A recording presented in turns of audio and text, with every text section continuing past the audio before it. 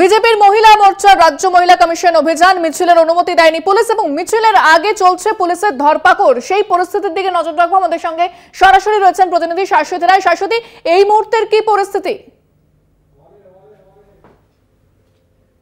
একেবারে মহিলা পুলিশ বাহিনী এই মুহূর্তে করুণাময়ী বাস স্ট্যান্ডের সামনে, এবং যেখানে তুমি দেখতে পাবে সিভিক ড্রেসেও তারা রয়েছেন, এবং বলা যায় যে এই অংশে সম্পূর্ণভাবে রুট মার্চ করা হচ্ছে যাতে কোনোভাবেই বিজেপি যারা মহিলা মোর্চার সদস্য রয়েছেন তারা জমায়েত করতে না পারেন, কারণ এই মিছিলের জন্য কোনো অনুমতি মেলেনি।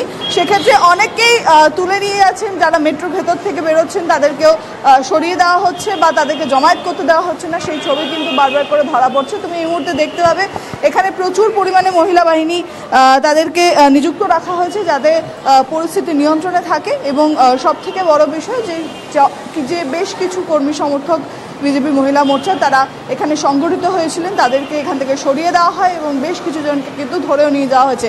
সেক্ষেত্রে আটক করা হয়েছে এই মুহূর্তে, সেরকমই খবর। এবং সব থেকে যে বিষয়টি, এখান থেকে বেশ কিছুটা ডিস্টেন্স আগেই কিন্তু রাজ্য মহিলা কমিশনের অফিস, এবং সেইখান পর্যন্ত তারা মিছিল করতে চেয়েছেন এবং সেই মহিলা কমিশনের অফিস ঘেরাও করতে চেয়েছেন।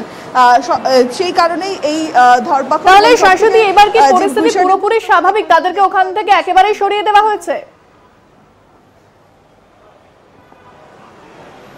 তবে যেমনটা জানা যাচ্ছে যে আরেকটু দূরে গিয়ে বিজেপির যারা মহিলা মোর্চার যারা সদস্য রয়েছেন তারা সংগঠিত হচ্ছেন এবং সেখান থেকে মিছিল বেরোনোর সম্ভাবনা তৈরি হচ্ছে।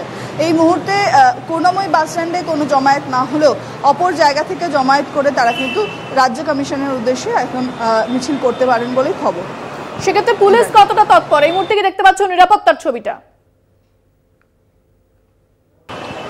একেবারে আমি নিরাপত্তার ছবিটা আরেকবার দেখাবো। এখানে লাঠিধারী পুলিশ যেরকম রয়েছে সেরকম সিভিক ড্রেসে মহিলা পুলিশ তারাও কিন্তু নিযুক্ত রয়েছেন। সঙ্গে সঙ্গে র্যাব রয়েছে, এখানে র্যাবও মজুত রয়েছে, এবং সমস্ত কড়া নিরাপত্তা এখানে বজায় রাখা হচ্ছে। এবং সামনে কমিশনের আগে একটি ব্যারিকেডও রয়েছে, সেই ব্যারিকেডের মাধ্যমে সেই অংশকে ব্লক করে রাখা হয়েছে।